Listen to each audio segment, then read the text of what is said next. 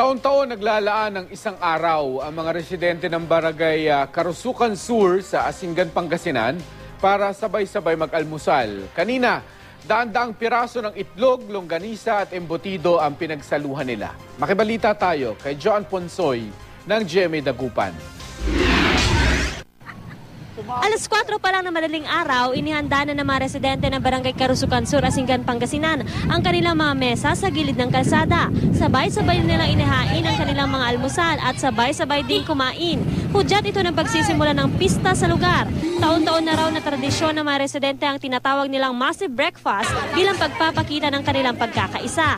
Pinagsalu-saluhan nila ang nasa 4,500 piraso ng nilagang itlog, 4,500 piraso ng longganisa at 500 piraso ng embutido. Aabot sa 1.7 kilometers ang haba ng pinagdugtong-dugtong na mesa ng almusal sa kalsada. Para lahat matikman lahat, ma'am, saka madami kaming kakain. Pastisida!